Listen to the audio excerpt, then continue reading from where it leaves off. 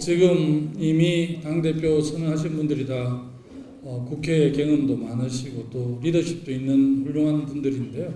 다들 잘 하실 수 있지만 또 저는 올해부터 현장에서 오랜 국민과 주민과 소통하면서 종합행정을 해왔습니다. 그래서 강력지방정부인 경남도정 그리고 또 2003년 15년 전에 강력한 참여정부의 강력한 지방분권과 근행발전 정책을 주도했던 행정자치부 장관, 그리고 12년 전에 제가 2006년에 그 당시 집권 여당인 열린우리당의 최고위원을 맡았었습니다.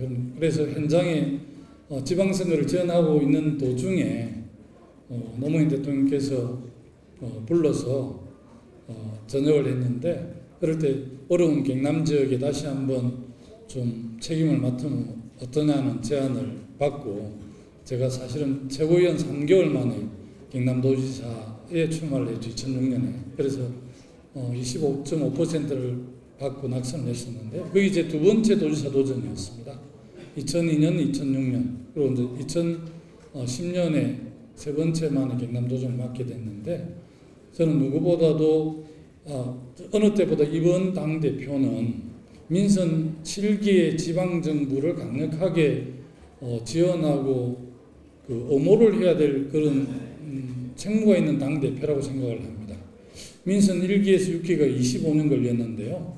어떻게 보면 지방정부 태동기라서 시행착오도 많았고 또 인사권과 인허가와 관련해서 비리도 그래서 한때 지방자치 무용론도 많이 주장을 했지만 그런 과정들을 거쳤고 이제 민선 7기는 본격적으로 4차 산업혁명 이후의 지방정부, 본격 지방자치가 시작되는 그런 해이기 때문에 자치입법권이나 자치조직권, 재정분권 이런 거와 관련해서 당에서 획기적으로 지방정부를 도와줘야 하는 그런 시대의 당대표입니다. 그래서 우리 당내에 이제 참 좋은 지방정부 이런 게 있지만 사실은 기능을 제대로 발휘하지 못했는데 제가 당대표를 맡게 된다면 적어도 우리 당 당원들이 맡고 있는 151개의 기초자치정부, 14개의 강력지방정부가 정말 우리 대한민국 지방자치를 거의 완성할 수 있도록까지 지원을 해서 우리 대한민국이 전체적으로 한 단계 업그레이드 되는 그런 리더십 또 그런 마음가짐이 다른 후보들하고 제가 좀 차별된 부분이 아닌가 싶습니다. 좀 설명이 길어서 미안합니다. 아무래도 남북 문제를 잘 풀어가고 계시기 때문에 다른 한 측면에서는 역시 일자리 문제가 가장 큰 화두라고 생각을 하고요. 그래서 달리 말씀드리면 민생이 가장 중요한 것은 아무도 부인할 수 없습니다. 그래서 우리 문재인 정부는 소득주도 성장, 공유경제, 혁신 성장으로 돌파구를 마련하려고 한 1년 넘게 이렇게 경제정책을 주도했는데 이 부분이 갖는 긍정적인 효과도 있지만 단기간에 이제 효과들이 안 나타나기 때문에 최근 포용적 성장까지를 좀 더 이렇게 합해서 새로운 경제 돌파구를 마련하려고 합니다.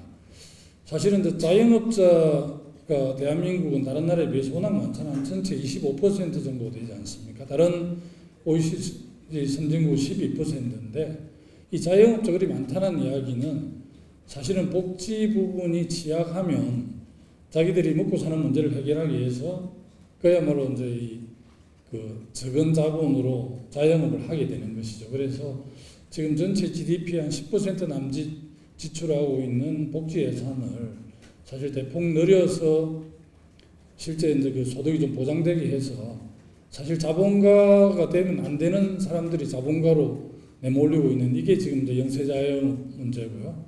사실은 우리 한국이 3만 불에 가까웠고 세계 10여 경제 규모인데 1시간 1만 원을 멈추는 이 구조가 사실은 극복해야 될 우리 과제입니다. 그러나 현실적으로 자영업 비중이 많은 상태에서 알바생들에게 시급 1만 원을 주기 어려운 그런 현실을 감안해서 최근 문재인 대통령께서 2020년까지 약속한 최저임금 1만 원 시대를 지키지 못한 점에 대해서 국민에게 진솔하게 사과를 했는데요. 어쨌든 우리 당에서도 최저임금 문제, 또 52시간 노동 문제 이런 거와 관련해서 현장 목소리를 잘 듣고 있고 우리 당이 그런 걸 좀 더 주도해서 대안을 마련해야 될 거라고 생각을 합니다. 우선은 좀 내년에 좀 확장적 재정 정책을 통해서 10% 정도 우리 당에서 요구하고 있지 않습니까? 그래서 근로장려 세제를 대폭 확대를 합니다. 그래서 사실은 일은 하지만 그 소득으로 기본적인 생활을 영위하기 힘든 이런 부분을 저희들이 잘 알기 때문에 일단은 근로장려 세제에 상당히 많은 예산을 투입해서 처방을 하려고 하고 있고요. 장기적인 관점에서 주 52시간만 일하고도 충분하게 행복한 삶을 누릴 수 있는 그런 구조를 만드는 게 저는 정치의 본령의 역할이 아닌가 생각합니다. 김병준 비대위원장 또 김병준 비대위원장의 길이 있고 저는 저 나름대로 또 길이 있는데요. 일단 보수의 거듭난 혁신을 통해서 거듭난다면 아마 그런 역할을 하시기 위해서 비대위원장을 맡으신 걸로 알고 있는데 보수가 국민의 기대처럼 혁신하고 또 거듭나면 당연히 국가 발전을 위해서 민생 경제든 안보든 협력을 해야죠. 저는 선거는 각 당에서 후보를 내기 때문에 선여 또 치열한 경쟁을 할 수 있지만 선거가 끝나고 나면 어떤 정당이든지 국민만 바라보고 정치를 해야 된다는 생각을 갖고 있기 때문에 아까 제가 모두 출마 기자회견 내용도 있습니다만 정의와 평화의 모임 교섭단체 그러니까 민주평화당하고 정의당뿐만 아니라 박근혜 대통령을 탄핵에 동참하고 대한민국을 새롭게 가게 하는데 함께했던 모든 세력을 새로운 대한민국을 만들어 함께 소통하고 대화하고 이렇게 해서 국민의 기대에 부응하는 정치권이 되어야 된다 이런 생각 갖고 있습니다. 그런 측면에서 좀 지켜보고 있습니다. 보수가 잘 혁신해서 좋은 정당을 거듭나기를 바랍니다.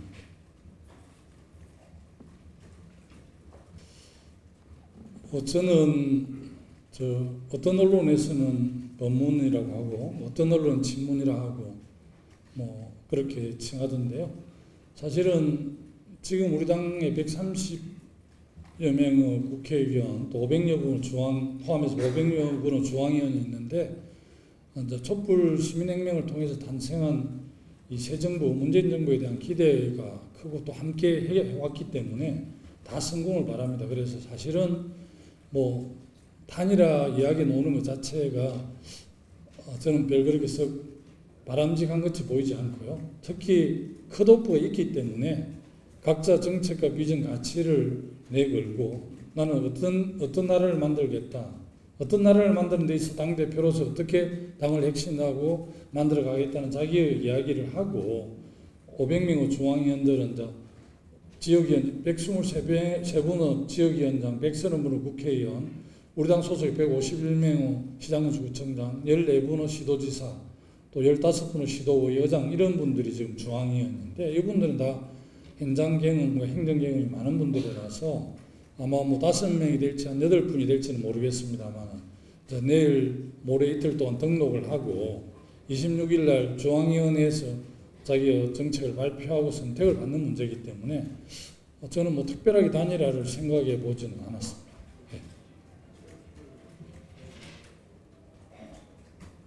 내서는 좀 편했을 텐데 이렇게 회의실까지 오시게 해서 송구합니다.